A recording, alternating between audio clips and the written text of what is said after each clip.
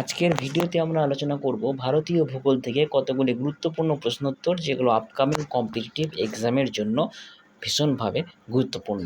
ভিডিওটি শেষ পর্যন্ত দেখবে। প্রথম প্রশ্ন, 2015 সালের স্টেট ফরেস্ট রিপোর্ট অনুযায়ী ভারতে কোন ধরনের বনভূমি সবচেয়ে বেশি দেখা যায়? মাঝারি ঘন বন, মডারেট ডেন্স ফরেস্ট, তারপরে হচ্ছে open forest. Moderate dense forest প্রায় 9%, 9.59, তারপরে 9.14 ওপেন ফরেস্ট বা উন্মুক্ত বন, এবং তারপরে যদি যেটা হয় সেটা হলো অতি ঘন বন বা ভেরি ডেন্স ফরেস্ট, মাত্র 2.6% এলাকা জুড়ে রয়েছে। তার মানে উত্তরটা মাঝারি ঘন বন, যেটা আমাদের ভারতে সবচেয়ে বেশি লক্ষ্য করা যায়। আর দ্বিতীয় হচ্ছে উন্মুক্ত বন, আর তৃতীয় হচ্ছে অতি ঘন বন বা ভেরি ডেন্স ফরেস্ট। নেক্সট প্রশ্নে আমরা যাব। নেক্সট প্রশ্নে বলেছে যে নিচের কোন নদীটি মোহনা তৈরি করে? আচ্ছা, মোহনা তৈরি করাটা কি? মোহনা তৈরি করা মানে কোনো সাগরে গিয়ে মিশে যাওয়া।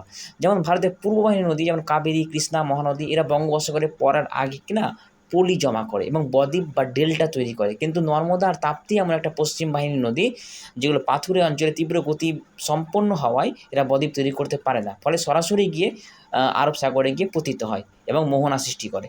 এটাই হলো মোহনা তৈরি, এবং যেটা নর্মদা ও তাপ্তি এই দুটি নদী তৈরি করে। নেক্সট প্রশ্ন, মহারাষ্ট্রের পশ্চিমঘাট পর্বত অপর নাম কি? মহারাষ্ট্রের পশ্চিমঘাট পর্বতের অপর নাম হচ্ছে সহ্যাদ্রি পর্বত।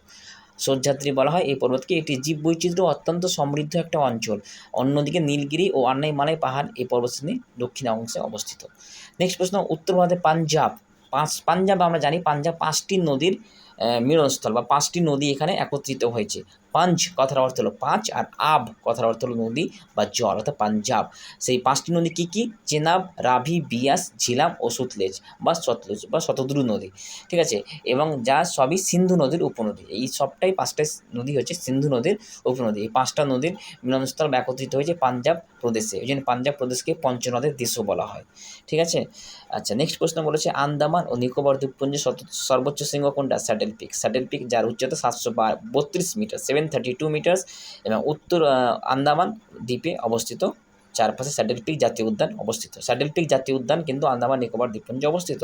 পরের প্রশ্নটা বলেছে কোন রাজ্য বা কেন্দ্রশাসিত অঞ্চল উত্তর হিমালয়ে অবস্থিত? তাহলে বলতে হবে জম্মু কাশ্মীর। জম্মু কাশ্মীর উত্তর হিমালয়ে, ট্রান্স হিমালয়ে অবস্থিত।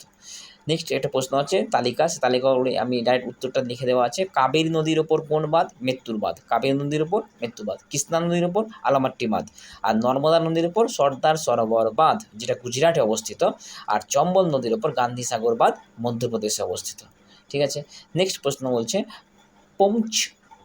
পঞ্চপাদ সেচ প্রকল্প কোন নদীর ওপর নির্মিত হয়েছে? তাতে গোদাবরী নদী। শ্রীরাম সাগর প্রকল্প নামে পরিচিত গোদাবরী নদীর ওপর বহুমুখী নদী পরিকল্পনা বা বহুমুখী সেচ প্রকল্প এটা একটা কৃষি আর পানীয় জলের চাহিদা মেটায় এই গোদাবরী নদীর ওপর পঞ্চপাদ সেচ প্রকল্প। আচ্ছা, ভারতের কোন রাজ্যটি কমপক্ষে 3টি ভিন্ন রাষ্ট্রের সাথে সীমানা ভাগ করেছে? এখানে সবকটা অপশানই হবে। সিকিম যেমন নেপাল, ভুটান, চীন, পশ্চিমবঙ্গ বাংলাদেশ, নেপাল, ভুটানের সাথে, আর অরুণাচল প্রদেশ ভুটান, চীন ও মায়ানমারের সাথে সীমানা ভাগ করে নিয়েছে। নেক্সট প্রশ্ন বলেছে আচ্ছা, ভূমিকম্প প্রবল অঞ্চলগুলো এবং সেগুলো জোনগুলো, কলকাতা জোন 3-র মধ্যে পড়ে, মাঝারি ঝুঁকিপূর্ণ। গুয়াহাটি জোন 5-এর মধ্যে পড়ে, অত্যন্ত উচ্চ ঝুঁকিপূর্ণ। আর দিল্লি জোন 4-এর মধ্যে পড়ে, উচ্চ ঝুঁকিপূর্ণ। আর চেন্নাই জোন 2-এর মধ্যে পড়ে, কম ঝুঁকিপূর্ণ। ঠিক আছে। নেক্সট প্রশ্নে আমরা যাব, ডেজার্ট ন্যাশনাল পার্ক কোথায় অবস্থিত? নামের মধ্যে উত্তরটা আমরা পেয়ে যাব। ডেজার্ট মানে রাজস্থানে পাওয়া যাবে এই ন্যাশনাল পার্ক, এবং এইটি ভারতের অন্যতম বৃহত্তম জাতীয় উদ্যান। বিলুপ্তপ্রায় পাখি গ্রেট ইন্ডিয়ান বাস্টার্ড এর অন্যতম প্রধান বাসস্থান হিসাবে। গ্রেট ইন্ডিয়ান বাস্টার্ড এর অন্যতম প্রধান বাসস্থান হচ্ছে এই ডেজার্ট ন্যাশনাল পার্ক, যেটি রাজস্থানে অবস্থিত। পৃথিবীর বুকে সিরোহি পয়েন্ট কোথায় অবস্থিত? পৃথিবীর বুকে সিরোহি পয়েন্ট রয়েছে আন্টার্কটিকায়। সিরোহি পয়েন্ট আন্টার্কটিকায় অবস্থিত একটি ভৌগোলিক স্থান।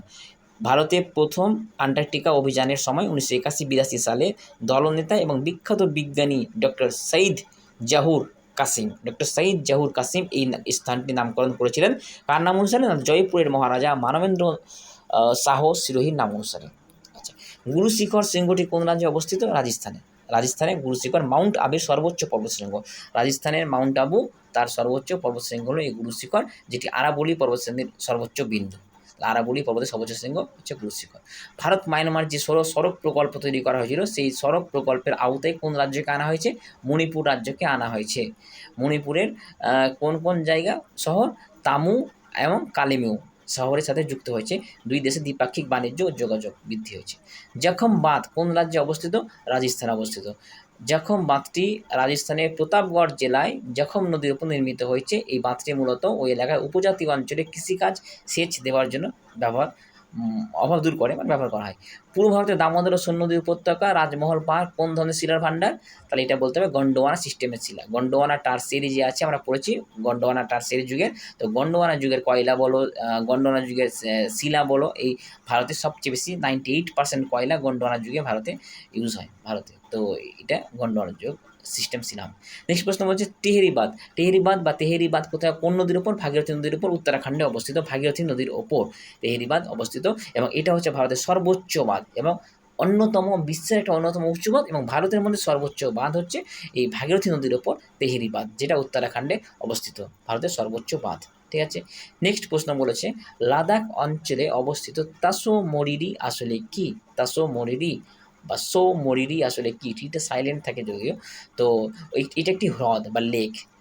তাসো মরিরি বা মরিরি হ্রদ হলো লাদাখের চাংথাং মালভূমিতে অবস্থিত একটি রামসার সাইটভুক্ত একটি উচ্চ পার্বত্য হ্রদ। এটি একটি লোনা জলে হ্রদ, সমুদ্রপৃষ্ঠ থেকে 4522 মিটার উঁচুতে অবস্থিত। ভারতের মোট রাজ্যের উপকূল রেখা সবচেয়ে দীর্ঘ কোথায়? গুজরাটে রয়েছে ভারতের সবচেয়ে বেশি শেয়ার করেছে উপকূল রেখা বা কোস্ট লাইন। কোস্ট লাইন সবচেয়ে গুজরাট জুড়ে রয়েছে এবং গুজরাটের পর যদি হয় সেটা হচ্ছে রাজ্য অন্ধ্রপ্রদেশ। দ্বিতীয় দীর্ঘতম উপকূল রেখা রয়েছে অন্ধ্রপ্রদেশে। আর সবচেয়ে বেশি ভূখণ্ড উপকূল রেখার সাথে শেয়ার করেছে বা উপকূল রেখা রয়েছে ভূখণ্ডের সাথে, সেটা হচ্ছে গুজরাট, 5422 কিলোমিটার। যেখানে আমরা ছবি দেখতে পাচ্ছি গুজরাট এবং এইখানে এই যে অন্ধ্রপ্রদেশ এই জায়গাটা, তারপর তামিলনাড়ু পড়ে যাচ্ছে, অন্ধ্রপ্রদেশ আরেকটু উঁচু দেখা হবে। অন্ধ্রপ্রদেশ এই জায়গাটা দ্বিতীয় রাজ্য যে দ্বিতীয় উপকূল রেখা রয়েছে। আচ্ছা, ভারতে কোন অঞ্চলে বার্ষিক বৃষ্টিপাত পরিমাণ 200 সেন্টিমিটার বেশি হয়? মেঘালয়, আসাম, নাগাল্যান্ড, অরুণাচল প্রদেশ, এই 4টা রাজ্যে। মেঘালয়, আসাম, নাগাল্যান্ড, অরুণাচল প্রদেশ। পশ্চিমঘাট পর্বতের পশ্চিম ঢালে মৌসুমী বায়ুর প্রভাবে প্রচুর পরিমাণে 200 সেমি বৃষ্টিপাত হয়। মেঘালয়ের মৌসিনরাম হচ্ছে বিশ্বের সবচেয়ে বৃষ্টিবহুল স্থান। তো এই হচ্ছে কতগুলো প্রশ্ন ভূগোল থেকে। আশা করি ভিডিওটি ভালো লাগবে। আশা করি ভিডিওটি ভালো লেগেছে। এরকম ভিডিও আরও পেতে হলে চ্যানেলটি অবশ্যই সাবস্ক্রাইব করে দিন এবং পাশে থাকুন। Thank you.